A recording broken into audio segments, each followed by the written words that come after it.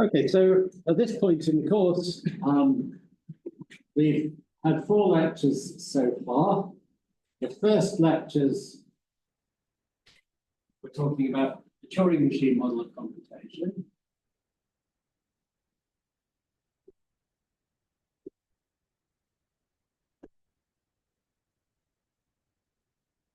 And with that, we, amongst other things, defined what it meant for a function words, a partial function actually, and then look at 2 alphabets.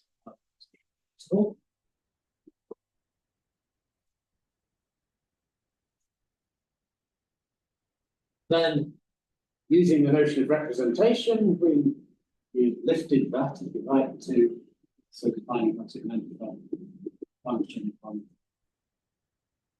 numbers, even k for some k, numbers.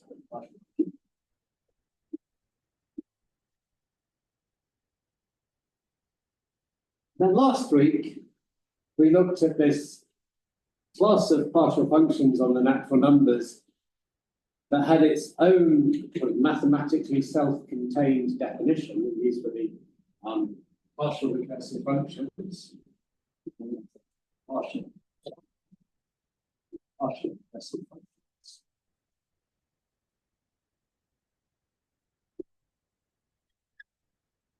These are still a class of functions, partial functions. Numbers. And we had that the computable partial functions in the sense of the Turing machine model, this was the main result from last week, coincides exactly with the partial recursive functions as defined mathematically. Now, one way of looking at the partial recursive functions is you could, rather than as a mathematical definition, you can view them as their own self-contained model of computation. Because when you define a partial recursive function, when you show a function is partial recursive, you do that by establishing that it's built up from these basic functions using these operations that we have for combining functions, which are composition, primitive recursion, and minimization. And each of those is basically like a way of combining functions. You can view it as a way of combining programs. You have the basic functions are sort of primitives in your programming language. Composition is a way of combining existing things that you can already write a program for. Primitive recursion, similar, as is minimization. And in fact, one can formalize this, one can write actually like a little programming language based on these the mathematical definition of the partial recursive functions, where the primitives are exactly composition, primitive recursion, and minimization. And one can give little rules for how the programming language computes that tell us how it evaluates. And then one has a perfectly reasonable model of computation that's dealing directly with partial recursive functions and is basically just computing them directly as functions on the natural numbers. I didn't do all of that last week, but hopefully you can kind of envisage in your mind how something like that might work. And to cut a long story short, essentially what I'm saying is we've now got 2 different ways of looking at computability on the natural numbers, one via Turing machines and one directly via the partial recursive functions. And in essence, what we've established is 2 different models of computation. It's more than that, really, because the Turing machine model was a family of different models where we were tweaking various parameters, like changing the numbers of tapes and all sorts of modifications. But anyway, we've got 2 sort of fundamentally different models of computation. And what we're going to consider next week is many more models of computation. Most teams are presenting mathematical models of computation. Not every team, there are a couple of outliers that also fit in into a related theme, which we'll discuss next week. There are many other models of computation too, all of which we'll see next week are kind of, if they are physically reasonable models of computation and are sufficiently powerful, they are equivalent to either of these two models. Okay, so we've got two models of computation. After next week, the next block of the course is going to be a few weeks, not too many, hopefully, but a few weeks on what one might call abstract or mathematical computability theory, which is like the hardcore content of the course. And we'll see what that contains when we get to it. But we're going to look at computability from an abstract point of view, where we had to talk about machines all the time, they would somehow get in the way. So what we want to do is establish a more abstract view of computability that does not have the clutter of the Turing machines in the background. And today's lecture is going to be a bit more technically demanding than most of what we've said so far. Today's lecture is going to establish the vocabulary, essentially, for establishing this more abstract view of computability. And I think one way into it is following, which is when we were looking at Turing machines, where we had the notion of this functions on words to be computable, and we used that to define what it means for functions on mathematical numbers to be computable. But more generally, we had the notion of what it means to define computability for partial functions between sets, as long as sets come with representations, where we represent elements of the sets as data items, so to speak. The appropriate notion of data item for a Turing machine is a word. So we were considering computability. So lecture 3, this was, we considered computability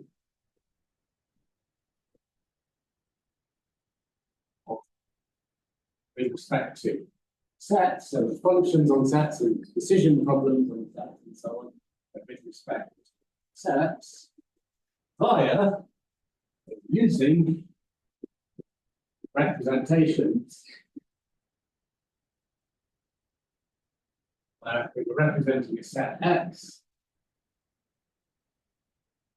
Set X was represented by having some alphabet of words for the names of the that we're going to use as data items representing the elements of the set. Words on that alphabet, and we required a partial surjective function, so every set has a name, but not necessarily only some. We don't require every word. So that makes sense with the Turing machine model, but because it's somehow mathematically more convenient, because one doesn't need to deal with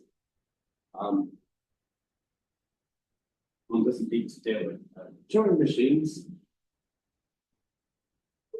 We're going to try henceforth to ignore Turing machines after this lecture and have as our basic model of computation the computable partial functions, or the partial recursive function, which is the same as the natural numbers.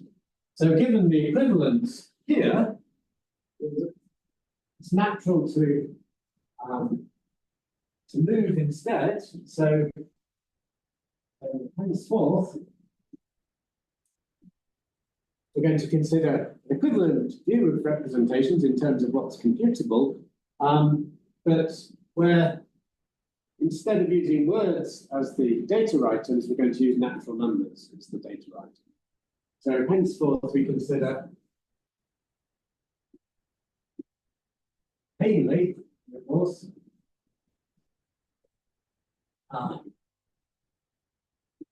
number representations.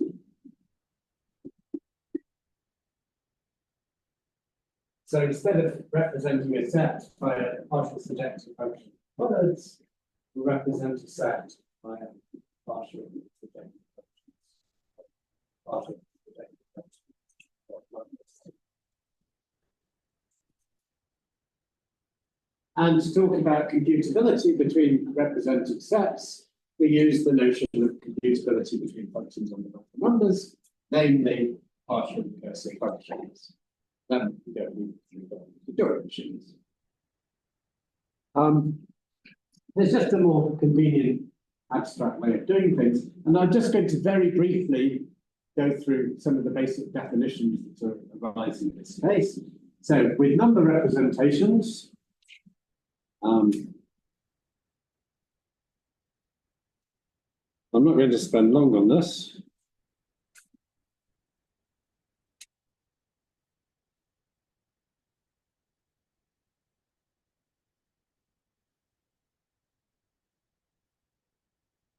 Number representations.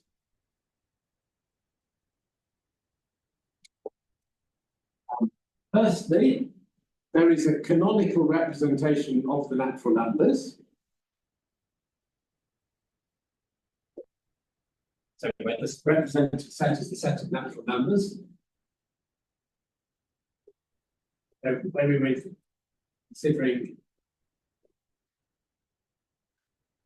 considering representations with words, we had no one really preferred representation of the natural numbers.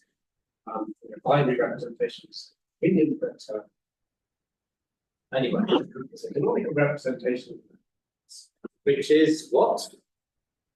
Sorry? The identity, of course. So identity.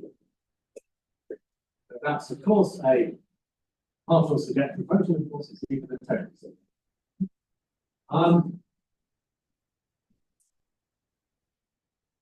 And if you've got two represented sets, we have a way of representing the product set. So given representations gamma 1, that's representation, number representation of x1, and gamma 2, it's the number representation of x2. We define the product representation.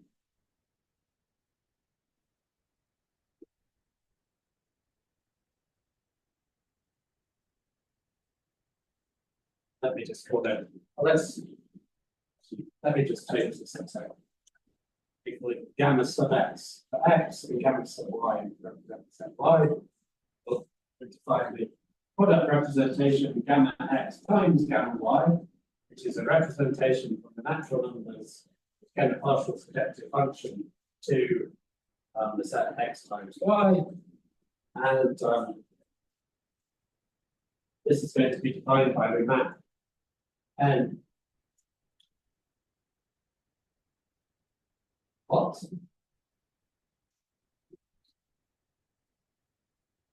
So, anyone remember what we had last week that will help us do this? Some convenient function on the natural numbers. The pairing function. So we simply map this to the pair gamma x of n1, gamma x of n2, where n1 and n2 are such that n is p, which was the name of the pairing function, of n1 and n2. We had a particular pairing function last week, which was even a bijection of the natural numbers. Because it's a bijection, if these two are total representations, then so is this one. Okay, a total representation is for it's a total function of natural numbers, a total representation, so product of the natural numbers will say a total representation. And this function we defined last week. And we can also define what it means for, by the way, I've kind of remembered, I'm not looking at my notes as we go along, but having got to this point, I remember that in the notes, so whereas I was using gammas for the word representation, I think I switched to rho, the Greek letter rho in the notes for the number representation. So, yes. So, the problem is why. That should be yellow, yes.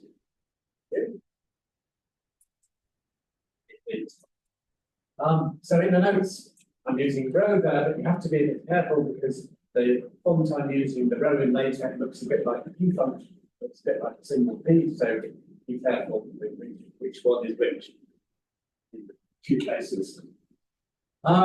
So in addition to this, we can define what it means given representations. X. So let's use gamma now. Sorry, let's use rho. Look at the notes, but never mind. I don't want to spend long on this.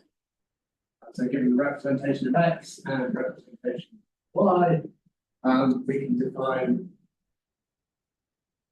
what it means for a partial function f from X to Y to be computable. Rho X, rho Y, computable.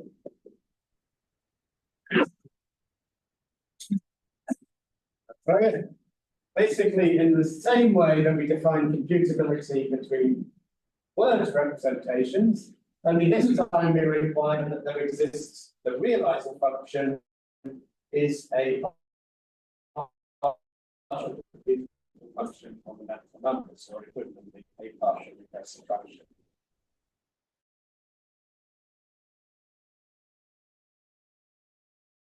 Yeah, so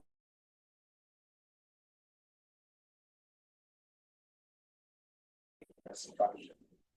The actual definition is in the notes. I don't see the point in spending on it too. It's basically the same definition. Word representation change the words to natural numbers and require partial. Okay, right. So we have this notion about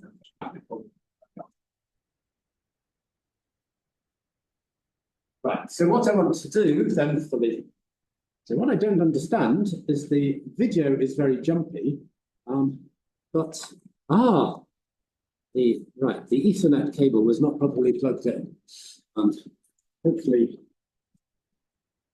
that will work better now.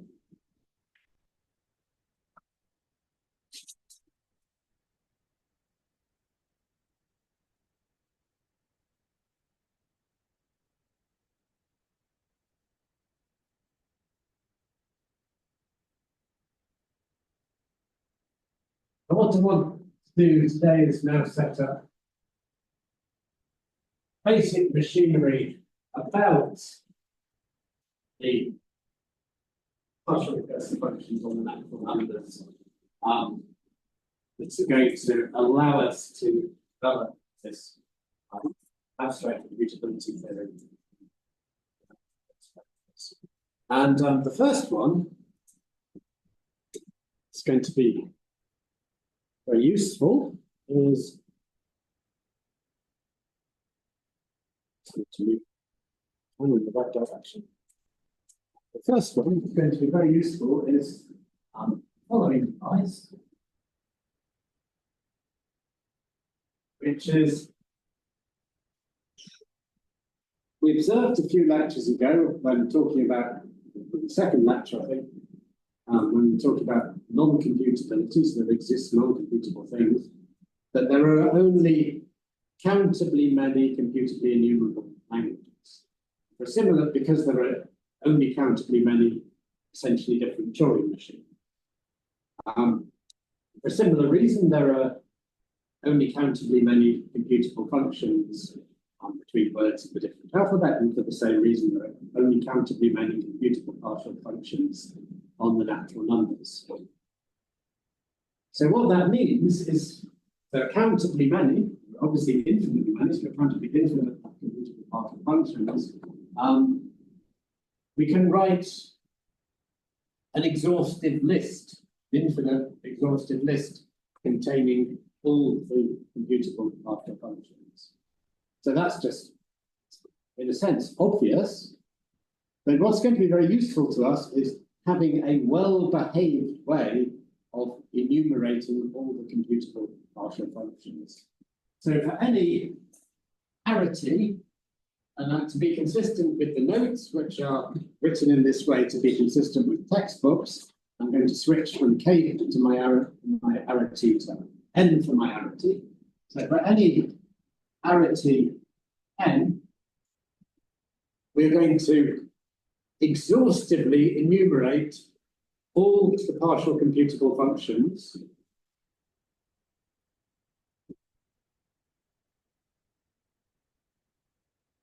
all partial recursive, same thing as partial computable partial function.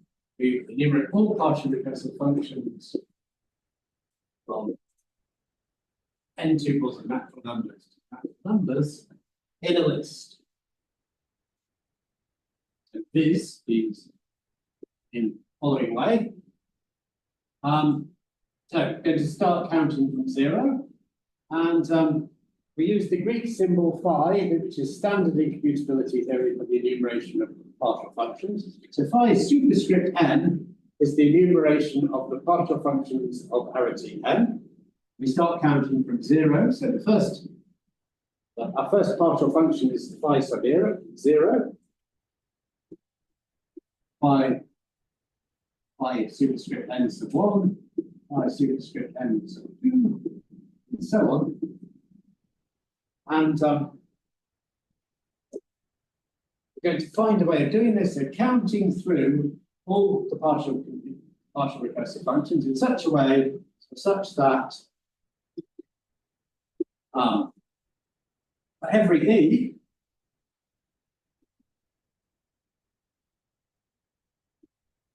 phi n sub e is a partial function from the end to number. So an Enumerating partial function is computable, equivalently partial recursive. So this is saying the list contains only partial recursive functions, but also every partial recursive function occurs in this list for some e. Right? And it's traditional to use e for this index, which is why I'm using e. So every partial recursive function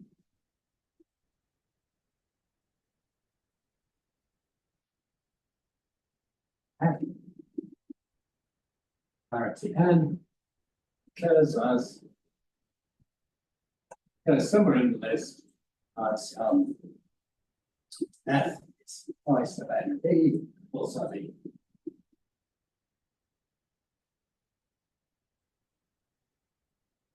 Okay, so we want to have these two properties, but this isn't all that we want. We also want to have these properties in such a way that we can manipulate these partial functions nicely using their indices. And that's how we do that, and how we can manipulate them nicely is basically the whole of the rest of today's lecture. And it's going to have various consequences. So in order that we can manipulate them nicely, it follows necessarily from that every partial recursive function will have to occur infinitely often in this list. Okay, so we're not going to enumerate them in such a way that we just get each partial recursive function once. We actually can't do. If we do that, we lose some nice properties. So it's going to happen that every partial recursive function is going to occur infinitely often in the list. Okay. So what I want to do is define the enumeration.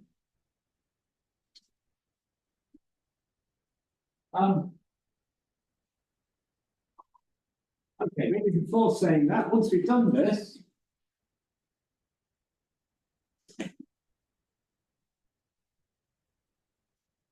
another way of looking at this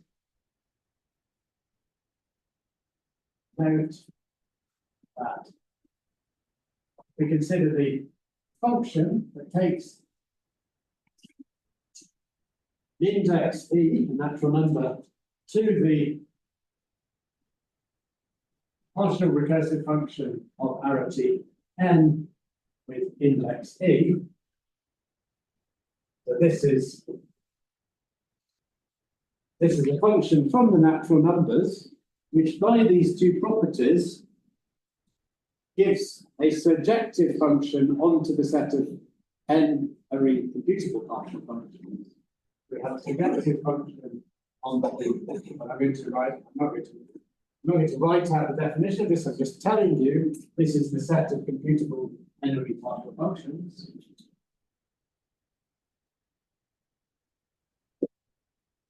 So this is a number representation.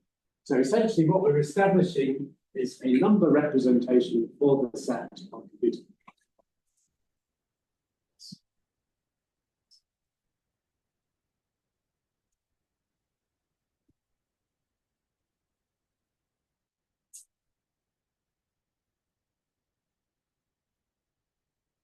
Right. So the machinery established today, as I've said, motivation, going to give us the abstract mathematical tools for being able to forget about Turing machines and deal precisely with computable partial functions and do all the manipulations we want to do on them. But for the moment, it's useful to, it's quite convenient to have Turing machines around, because with the way we've built things up to the current point in the course, the easiest way of defining a nice enumeration is to use Turing machines. So that's what I'm going to do. And I think we'll fit that into the end of this hour, and then So recall that when we were dealing with Turing machines, we had a way of passing codings of Turing machines as arguments to other Turing machines. We used this for the universal machine. And we were doing that by coding. We were coding in lecture 2. We encoded any Turing machine n, any Turing Tn n as a string.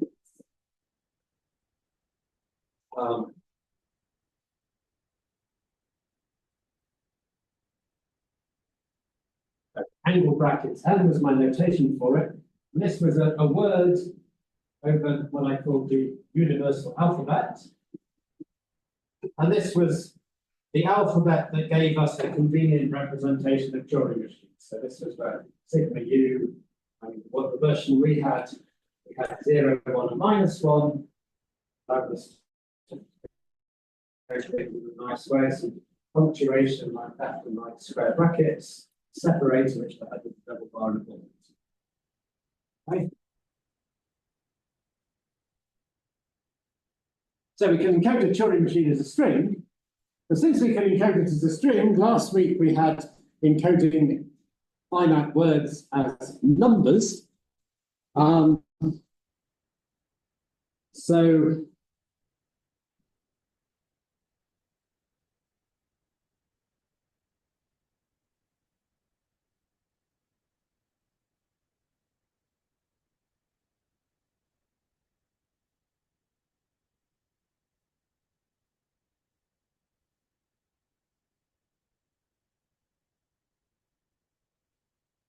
less focused than it usually is.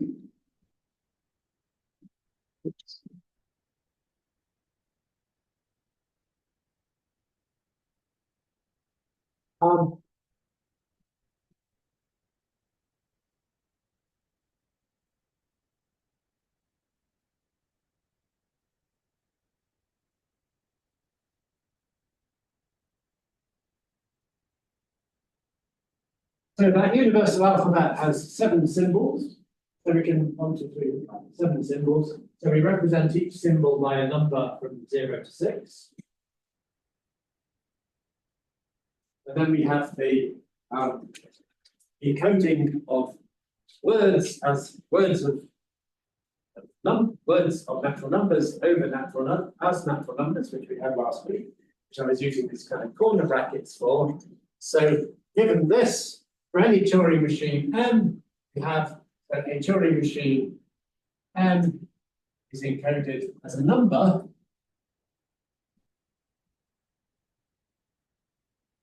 by taking the word representation of M and converting that word to a number. Okay. So these corner brackets were this function involving counting the number of ones between zeros in the binary, or no, counting the number of zeros between ones in the binary number. So including finite sequences of numbers as a single number that we had last week. And having done that, we can now define for any number, any index e in n, we're going to define the function by parity n index e. By parity n index e is parity n, so it's a partial function taking n arguments, numbers. It's a partial function, so we want to define this to be Kleene equal to something, so it may be undefined. Cool. So in the case that, so if exists a Turing machine M such that E is the numerical code for n, so it's the numerical code for the sequence of numbers we get by giving the string code for that. And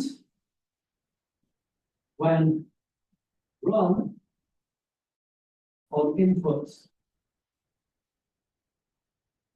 we take the binary representation of x1 without leaving zeros, so I'll call that bin of x1.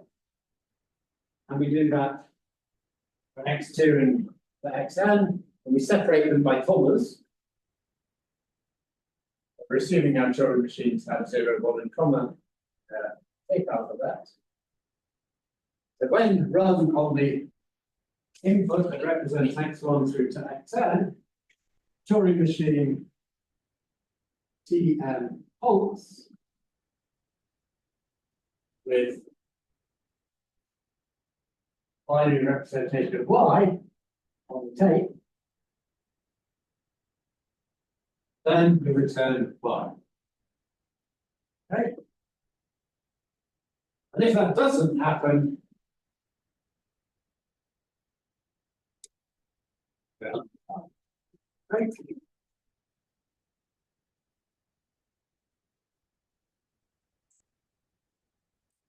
Now let's consider the two bullet points here.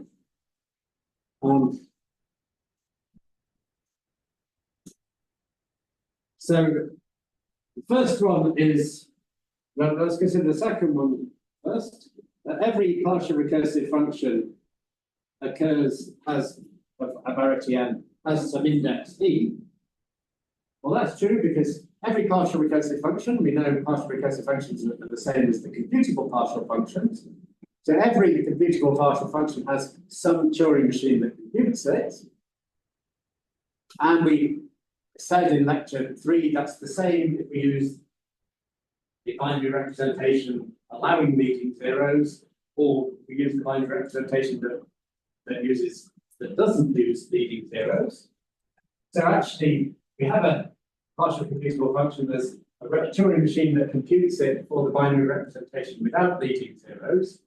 And one sees from this definition that immediately slot that Turing machine in for n. You take e to the encoding of that Turing machine, and this basically says return the number that that Turing machine is. Okay, so subject, the fact that every computable partial function has a representation is represented with some by a bit. It's easy, yeah, it's easy up. The other direction, we want to show that every function defined this way is computable, maybe the easiest way to see that is that there's a sort of algorithmic, there's basically an algorithmic process here that you could quite easily encode on a Turing machine. We can't simply undo the reverse of the previous argument for the following reason, that sometimes this clause will kick in and give us a number y, even when the Turing machine doesn't, according to our definition of computing a partial function on the natural numbers, doesn't actually compute a partial function on the natural numbers. It might behave nicely for this argument, but badly for some other arguments. Might just determine some commas for some of the other arguments. So we have to make sure that for those arguments that behave badly, this definition will make the partial function we're defining undefined. There still there's a discrepancy between this definition and the definition of what it means to be the Turing machine that realizes a useful partial function. Nonetheless, everything we're doing about now during the break I want to try and fix the internet.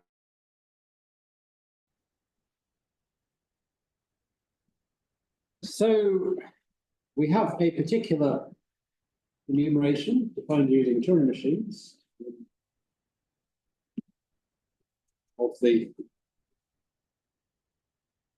partial recursive functions. Somehow the idea is once we've got the enumeration, we can forget about the Turing machines and work with the enumeration.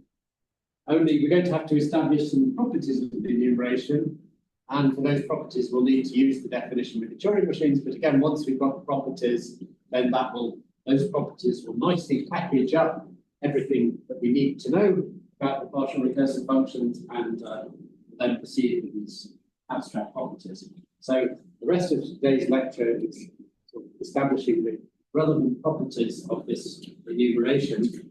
But as we go along, I want to sort of illustrate what we can do with them as well. And I'm going to compare a little bit to what we did with the original Turing machine model. So with the Turing machine model, we first had the notion of Turing machine. Then in the second lecture, we had this encoding of Turing machines. And once we could encode the Turing machines, we could immediately give an example of an undecidable language. Okay? Where we've got to partial recursive functions now is we've got an enumeration of partial recursive functions. That's like having it's like the coding of the Turing machines. The coding of the Turing machines allows you to pass the Turing machine as an argument to itself, because it's encoded as a string, so you can give it as an argument to the Turing machine. Here we're encoding partial recursive functions with numbers, so partial recursive functions work with numbers. So we can now pass a partial recursive function as an argument to a partial recursive function by its index, the number that represents it. So we're in a similar established the encoding of Turing machines.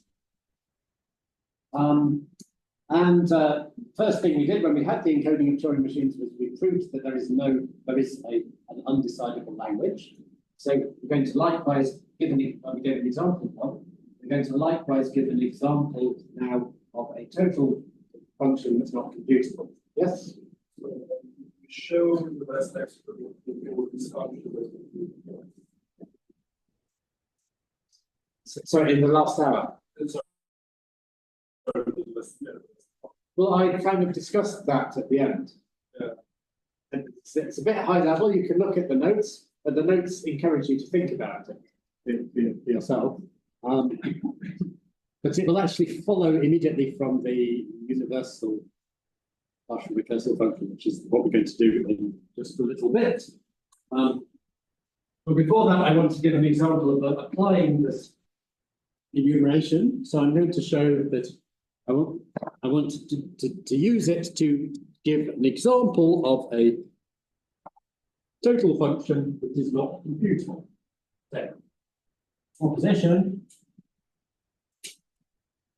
following function h, which is the unary function of the natural numbers below, is a total function below not computable. H says that H inputs a number E, and what it does is it applies the E index partial recursive function to itself. Now, here I haven't put a number, but I'm giving it one argument, so it's 1. But the standard convention is when one has unary functions, so if I sub E unary partial function E, we can perfectly well consider we have the E partial computable function, the E index partial computable function, we can perfectly write to E.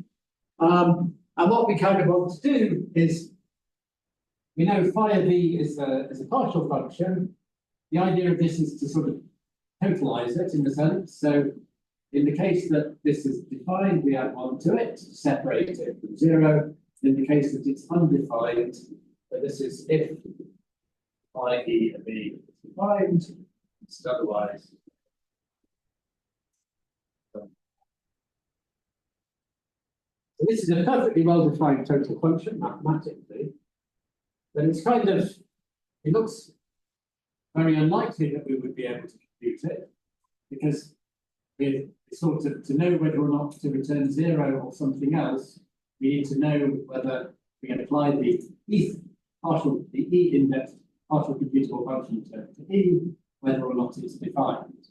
And there's a kind of, being defined is like halting with a value, so there's a sort of decision problem to do, does this halt or not involve that? So there's a kind of flavor of the halting problem in that, and indeed it is not computable. And the proofs of such things, this is just about the simplest possible example of a family of examples that can all be proved by similar means, which is, suppose contradiction, to use a hash for contradiction, typical in British mathematics, or English world mathematics. Suppose contradiction that H is computable. So if it is, so then it's computable, then it arises as phi sub E for some E, it has some index. So there exists an index such that H is phi sub E for that index. And then we simply have that phi sub E or E. We look at that, well, this is H of E. This H is phi sub E. But by the definition of H, well, H of E, well, H is a total function. So phi sub E of E is H of E is defined. So by this definition, this is phi sub E of E plus 1. That's obviously a combination. Okay. So.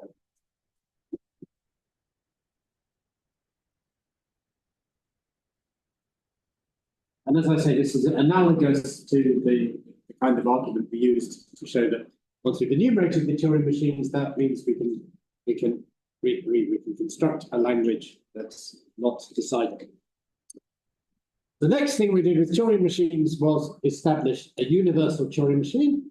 That's a Turing machine that takes as its argument a string representing a Turing machine and then goes away and simulates that Turing machine. It also takes as the second argument, separated by a bullet, a string representing the argument that's put on the tape of the Turing machine, and it actually simulates the Turing machine on the given input. So there's a sort of analogous thing in the partially computable function world, which is called the universal function. And it's actually a family of universal functions for each arity. So let's have a look at that.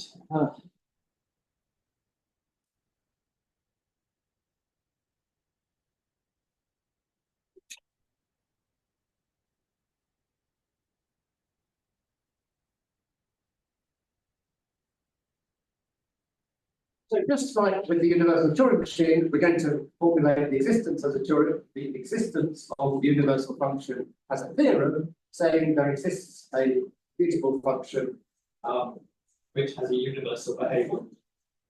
So this is the universal functions theorem.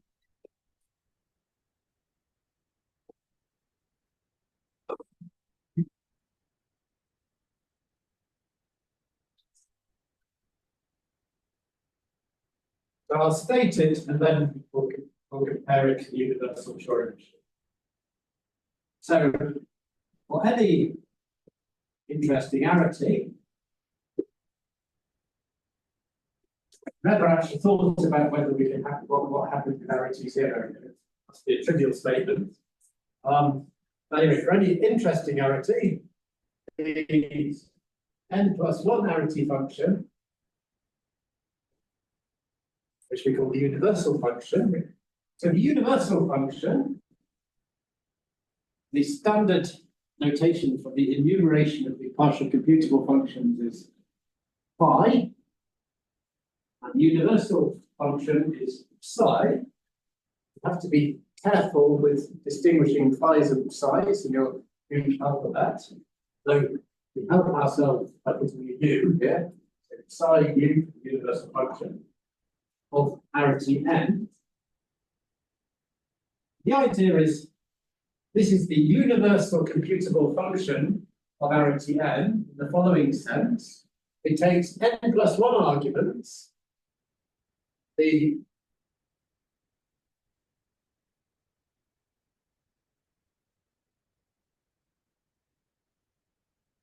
n arguments, the n last arguments are the arguments of an n-argument function. The first argument here is a number that we're going to interpret as an index of the beautiful partial function of arity n. We require that this to be, again, it's a partial function, so it's a Kleene equality, this to be equal to the E-indexed n-ary partial computable function evaluated at x1 through to xn. Okay. Just like the universal Turing machine takes as input the coding of a Turing machine followed by coding of its arguments. In this case, the universal function takes as input the coding via the index of an n-ary partial computable function, then takes the right arguments for that function, and it evaluates that partial computable function on those arguments.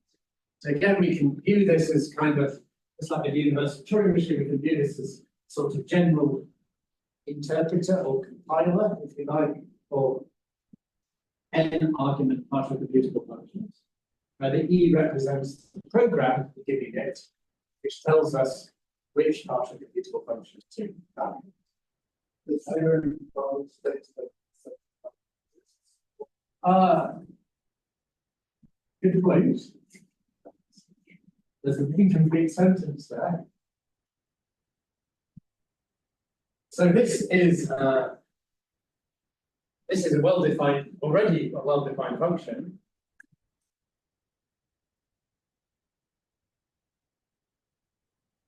So it's an n-arity partial function. This is already defining it uniquely, partial function. So what's the theorem going to say?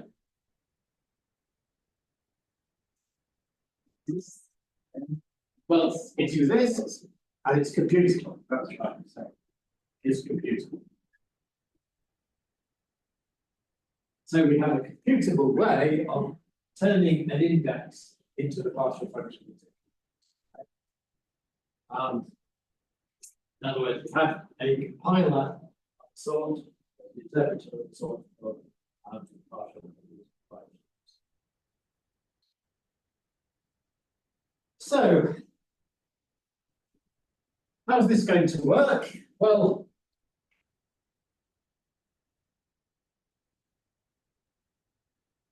what we want is a Turing machine which given a comma-separated list of n+1 numbers. I want to show this is computable, so one way to do that is to show that the Turing machine, which given a comma-separated list of n+1 numbers, will calculate this. Now, this was defined by unwrapping E as the coding for a Turing machine, and then evaluating that Turing machine on these arguments. So what the Turing machine for this needs to do is it takes the number E, it decodes the numerical encoding of the sequence of characters that represent the string encoding of the Turing machine. We extract the string encoding of the Turing machine. It then gives that string encoding of the Turing machine to the universal Turing machine, along with these arguments encoded in binary, and then the universal Turing machine will then compute the right pattern. So this is written in detail in the notes, but I think that high-level description is enough for that. Any questions? Good. I'd be happy if there are questions, but so happy if you're all happy. So.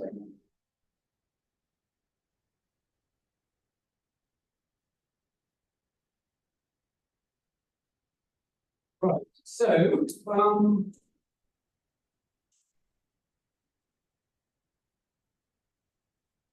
yeah.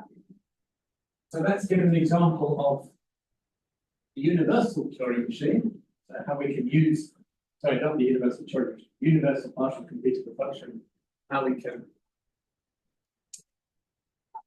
use it in proof.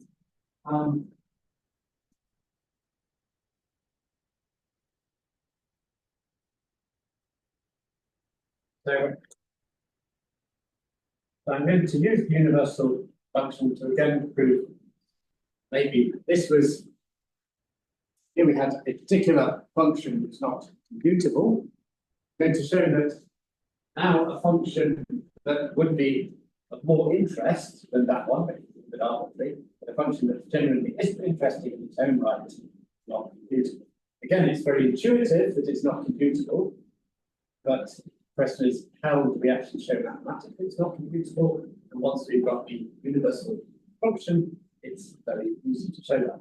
So again, the proposition states the unary total function below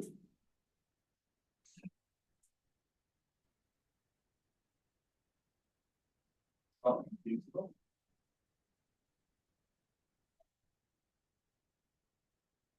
And this function G, this takes a number E, and again we're interpreting E as the code of a partial recursive function. But the idea in this case is to try to decide whether or not the E-indexed partial recursive function is a total function.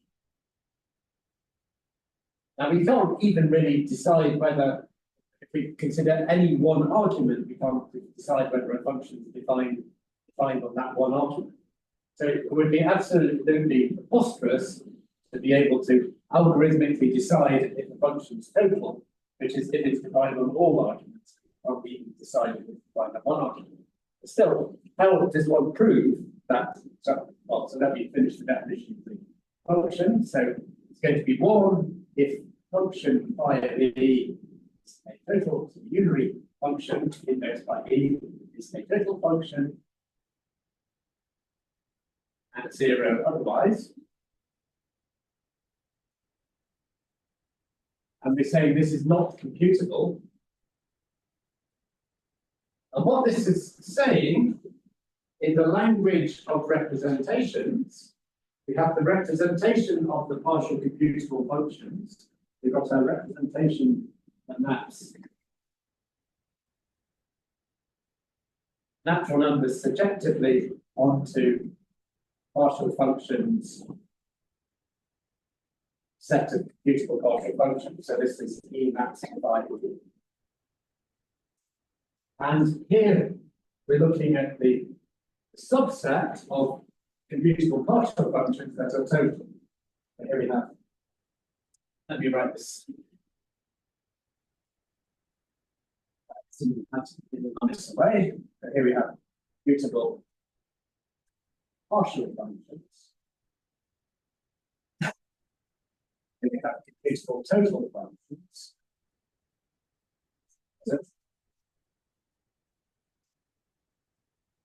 And what we're saying is that the characteristic function of this subset does not have a computable realizer. In other words, adapting the terminology we had in lecture 3 on represented sets to number representability, we say this subset, the subset of total computable functions is not a decidable subset of the subset. Okay. So that's an interesting statement. It would be, and as I say, an enormous shock if it were decidable.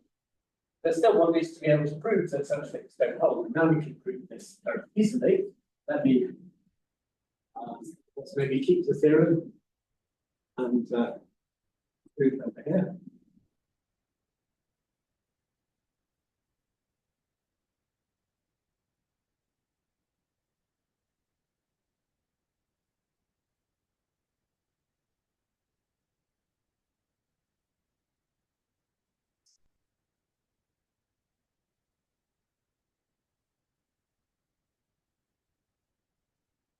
So the proof is actually going to be very similar to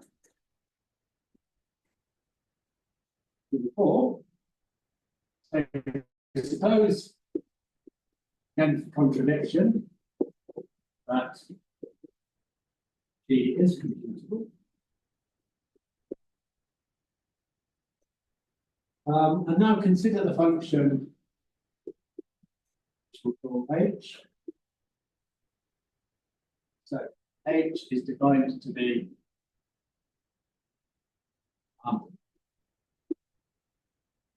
we apply H to X, it's 5x of X plus 1.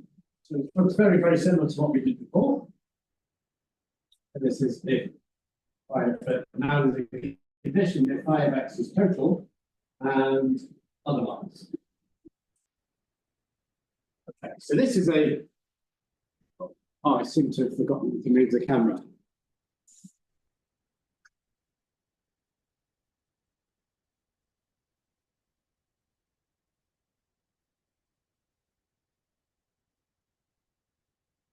This is a well-defined, obviously, total function on natural numbers.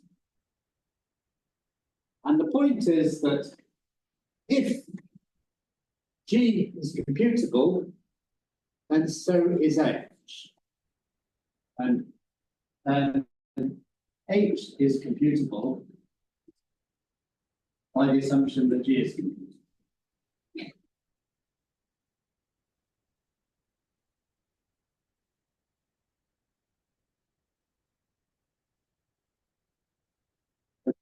So why does that hold? So how would we compute H of X? So given X, we're doing an if then else. So we use G of X to decide which branch we're in of the if then else. Okay, so we test G of X. If G of X is 1, then we go to the first branch, otherwise we go to the second branch and we return 0. Okay, so the program is the program that abstract way we define the computable function. So if G of X is 1, we go and do this, otherwise we return 0. Now, how do we compute this? From X, we need to compute phi of X of X, computably in X. And so from that, we need a way of going from X to being able to produce this value. And for that, we use the universal function. If the universe, we simply plug the universal function with n equals 1 with x when both are. So we need the universal function to get this. So this is by the assumption that G is computable and, crucially, using the universal function, i.e. for 1. Using sign. But then, if this is computable, then once again, we get the same kind of argument before. So if H is computable, then H is phi of E, the sum E. And we again get the same argument as before that gives us that phi E of E equals H of E equals phi E of E plus 1, which is of course the right thing.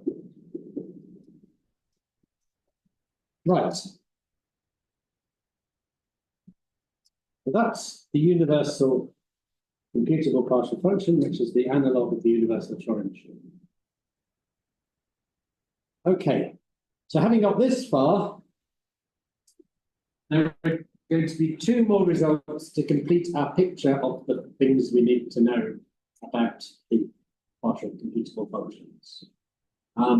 One is called the SMN theorem, and the other is called the Kleene normal form theorem. And these are both quite technical, with the SMN theorem being less technical.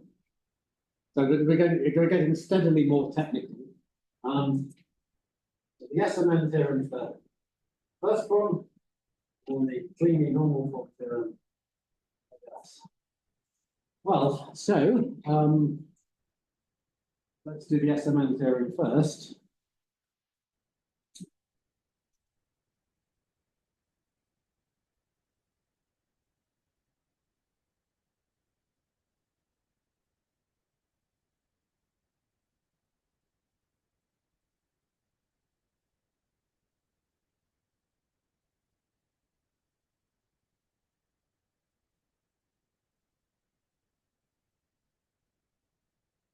These two results, it's really hard to do them justice in a lecture, irrespective of what time you got up in the morning. I mean, even if I hadn't got up so early, it would be hard to do them justice in a lecture.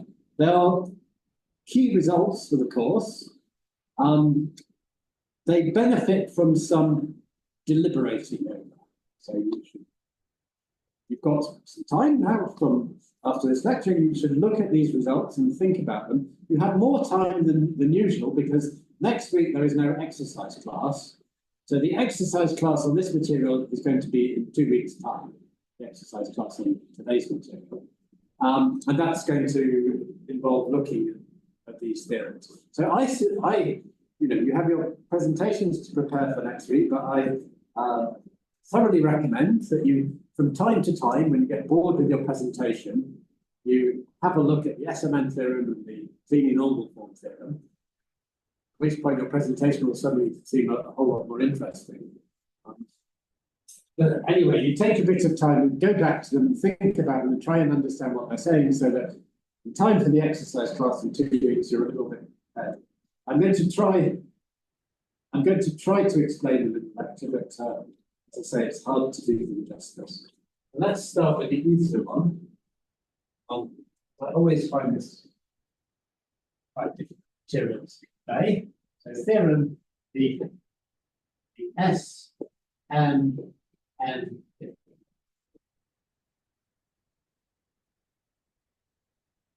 Very funny name.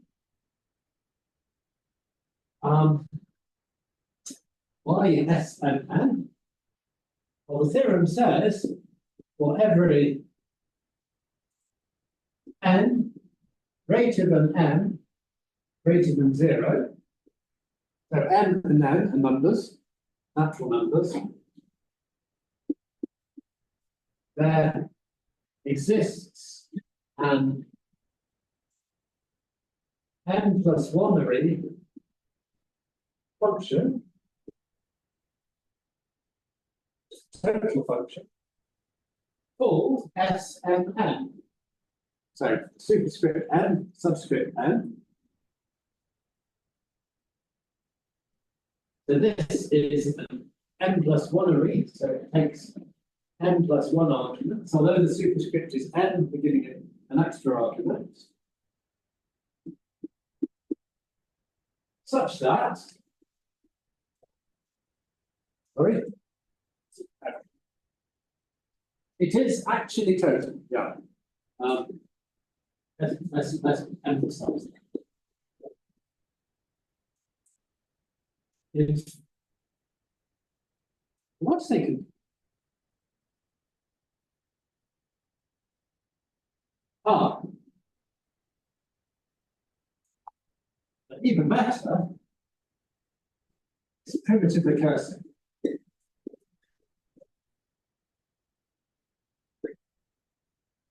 So the primitive recursive functions were we saw last week, when we were building the partial recursive functions, but the ones that don't involve minimization, they're automatic. So quite primitive recursive, hence total function, such that for all, so we're giving n plus 1 arguments.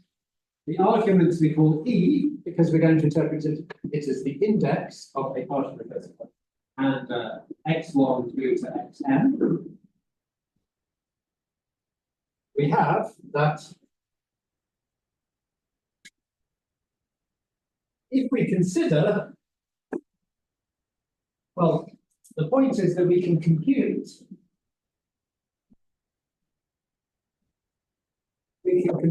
the n argument partial recursive function with index E.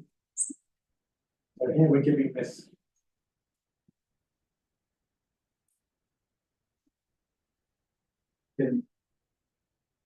divide the arguments into 2 blocks, the n argument, the first m arguments, second n minus m arguments.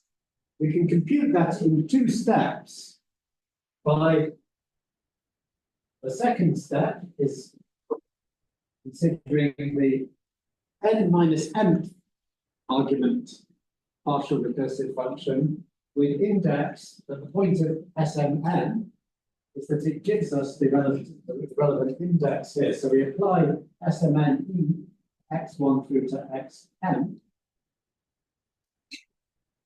And then this, we want an n minus, this is an n minus m argument function. We apply that to xn plus 1 through to xn. These are clear. It'd be nice to separate them a bit more, but put a bit more space there in your notes. So that's the property. So it's quite technical. Yes, maybe I made a mistake. So you multiply over x1 to xn, right? But there are also indices with. Yeah, sorry. Let me just check that's correct. Yeah, it's correct in the notes. Yeah. So it looks a bit mysterious, but maybe how many of you, if anyone, have heard of partial evaluation in computer science? It's a very easy idea, partial evaluation. So partial evaluation is you have a program that takes many arguments, say n arguments, and the program here is E. So that's our code representing function. So we think of that as E is the code of the Turing machine, so it represents our program. So we've got a program that represents many arguments. Partial evaluation says, I want to consider the function that we get induced from this if we fix the first term arguments. Okay? And that's this function here, where we're fixing the first term arguments. But more than that, we're saying, not only do we want to consider the function we get by fixing the first term arguments, but we want to compute a program for that function from the original program together with the first term arguments. So that's what SMN is doing. So that's the best explanation I can give of what it's doing. So we can look at this as a sort of generalized query in some sense, but is there an actual algorithmic explanation of this or fixing multiple arguments once. Right, so it is indeed related to currying. If we fix one. For those of this is the kind of discussion for those who are aware of what currying is. Each side's perspective, this is good. Otherwise, it doesn't matter. You're not missing it. And then we of course. Fix the one argument that I'm here, and have just you know, sort of not ask, but some different function to fix one argument. But do we recover the theorem, or does this say something more? I'm fixing multiple arguments once with S. It seems to me that if we fix one argument in time, the composition of those functions, the functions. Yeah, so that's a good question. So I've got two questions. One is the relationship to currying. So there is a connection. I'm not sure how to make it precise, like or not, but it's a good thing to think about. It's also this, you're doing partial commentary, algorithmic. SMN theorem is the crucial theorem that enables you to show that the natural numbers form a partial commentary algorithm. So that's also connected to currying to get a sort of Lumley kind of structure. So it doesn't matter, you know, these are side remarks for sort of that one doesn't need to understand to follow the course. Second question is, if we consider the case where we're just taking one argument off at a time, so n is one basically, could we derive the general case of the theorem? I suspect probably yes, but I never thought about it. So it would be a nice exercise for somebody to think about.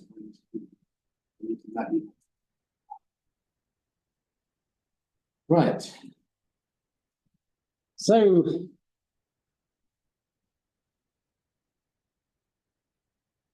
in the notes, there is an outline proof of the SMN theorem, but it basically does partial evaluation by a Turing machine. And you know, I think that's the sort of things that in the 2 weeks between now and the exercise class, where you take the time on occasion when you're bored of other things to have a look at the SMN theorem, I think that's the sort of thing to look at. So I promised an early finish today. My suggestion is, so we're coming up to 4. Maybe some people need to leave to play bridge. I don't know. But actually, how about we have a 10-minute break now that people can leave to play bridge if they want to, and then we'll have just a very short stint after the break, in which we'll do Kleene's normal form theorem and is everyone okay with that? No one's complaining too much. Good.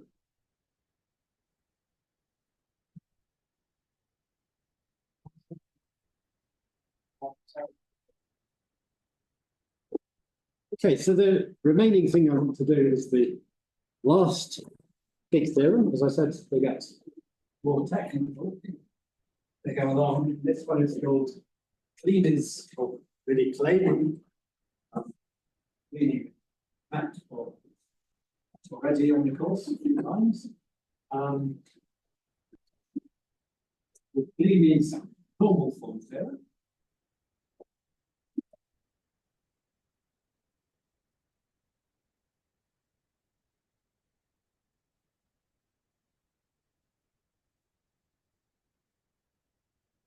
And it's a very powerful theorem that says, amongst other things, that every partial recursive function can be defined using, in terms of a primitive recursive function, and using minimization only once. So we were, to get the partial recursive functions, we were closing the basic functions under composition, primitive recursion, and minimization, which allows you to nest those operations arbitrarily deep. So define something by minimization, and then use primitive recursion on top, and then maybe another minimization that be arbitrarily complicated. But in fact, you don't need to do that you can just work with the primitive recursive functions and do one minimization. Okay. Which is quite a striking result. And moreover, this can be done in a very uniform way. So, the uniform way is given by 2 bits of data. So it says there exists 2 primitive recursive things. A primitive recursive function called U, which is nothing to do with universal, yeah, but it's a result extraction function. So that's, of course, the total function. It's unary, except by just one argument. Sorry, it's a capital U, yeah. And for each n of interesting arity, so greater than or equal to 1, and n plus 2 arguments. Or let's just put the arity at the exponent. So again, a primitive recursive, so primrec dot called t superscript n, again using the superscript for the arity. The arity here is n plus 2, but n is the sort of information that gives us that. So this goes from n plus 2 to n. N plus 2 tuples of numbers, such that for all sufficiently many arguments, which is for all e and x1 up to xn, firstly, the e index n array.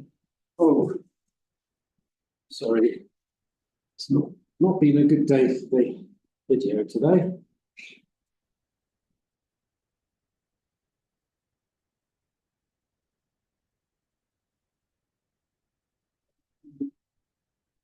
Sorry? I am recording. Yeah. Yeah, no, I know. It's, for some reason, the speaker's not working. So that's why it's not saying.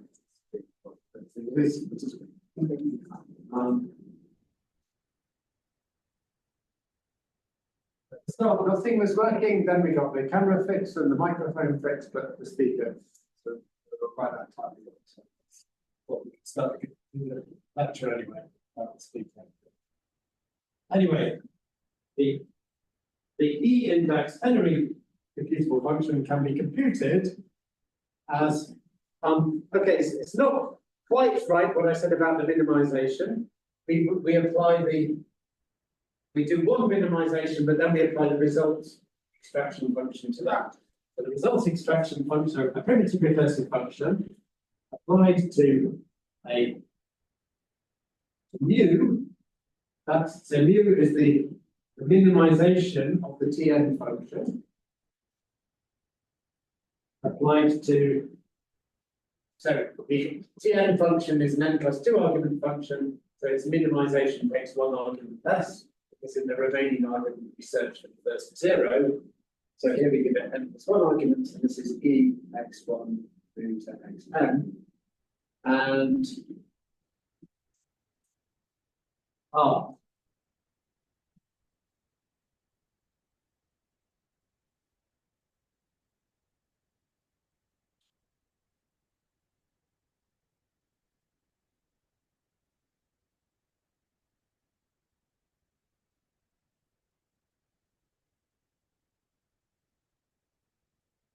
Okay, this will do as a statement. There's slightly more elaborate ones in the lecture notes, but this is sufficient.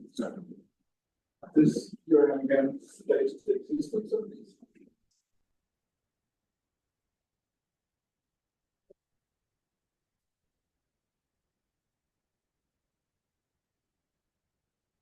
Yes, thank you.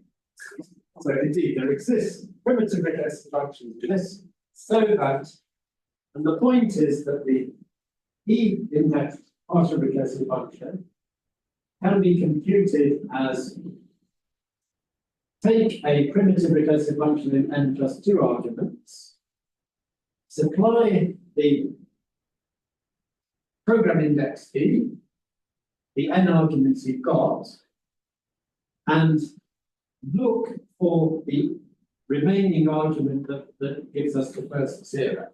So that's what the minimization is doing. When we get that first, the argument that gets the first zero, apply what's called the result extraction function to it, and that gives us the value here. So we've got a combination of two primitive recursive functions with one minimization. Not on the outside, but in the middle.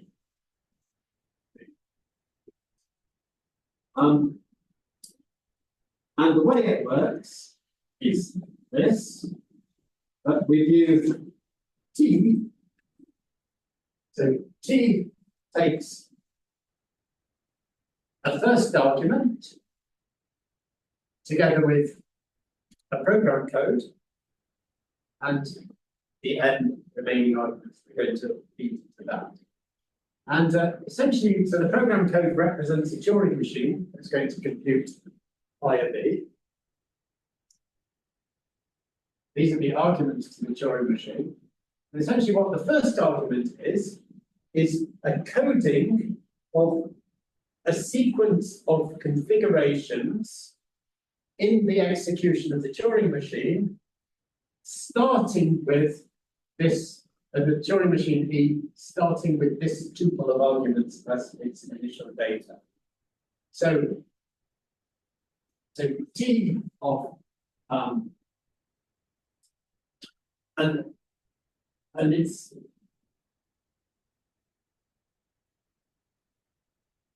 so T could do something like the following.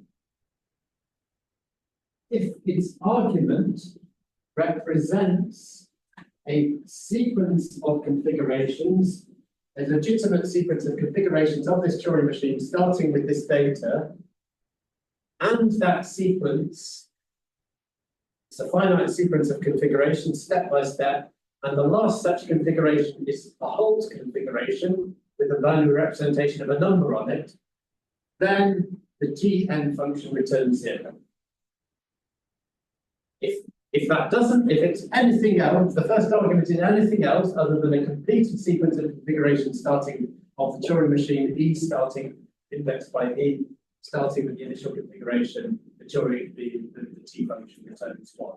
That's a perfectly decidable, even primitively recursively decidable property, because it's essentially easy to simulate step by step a Turing machine and see the evolution of the configuration. Okay, so it's not easy to write it, but you can, with a primitive recursive function, write a primitive recursive function that assigns to an n tuple n e x1. So let's write it down. T of this equals, we need some space on the board here. So this equals 1 if n encodes a sequence of configurations corresponding to an execution of the Tn. Sorry, this should be 0. Minimization searching for 0. 0 if n encodes a sequence of configurations corresponding to an execution of the Tn encoded by E, or let's say represented by E on starting configuration binary representation of x1, comma, binary representation of xn. That ends in a hold configuration with the canonical binary encoding with bit y on the tape or so that's the binary encoding of y for some binary y, for some number y, for number. And okay, so that's a rather complicated test to perform on an n plus 2 tuple of numbers. Nonetheless, it can actually be done primitive recursively because you encode, you decode n as a sequence, and then you check to see whether that sequence is a sequence of encoding configurations, and you check whether you can step by step go from one configuration to the next, whether the first one is a starting configuration, the last one is a whole configuration, and it has the right properties. And otherwise, you return one. So this minimization will only return the value in the case that when we run the Turing machine on those numbers, it ends in the whole configuration with representation of a number on it. And in which case, the value it will return, it's the first value at which is only a unique value at which it takes 0 anyway. It will return that value at which it takes 0. In other words, it will return the encoding of the whole sequence of configurations. And what the U does is it takes the sequence of configurations and extracts the number from on the tape that's represented in binary in the last of the configurations of the sequence. Yeah. So it says that Tn takes n plus 2 arguments. Yes. Yes. So here I'm giving it n plus 2 arguments. This one's xn, but this is dn. E and n. Yes. So it takes n plus 2 arguments, but when we minimize it, it's searching for it just takes the remaining arguments and it searches for the smallest n such that this will take state. Other questions? Okay, so it's a quite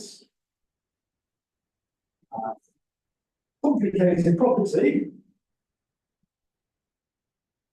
and it involves a lot of encoding in order to define this T. But the beauty of this result is that once we've got it, we can use it. And once we've got this property, we don't need to know what T is and U is anymore. All we need to know is that it has these properties. And it's also going to be quite a few results will follow from this fact that actually we can reduce any arbitrary digital partial function to this single application of minimization. Okay. So that's everything for today. Finish early. It's all right. Any questions? Right. So next week, I'm afraid we will not finish early, but I look forward to it anyway. I hope you do. I'm happy to answer questions by email. And good luck. Very good topic. Sorry.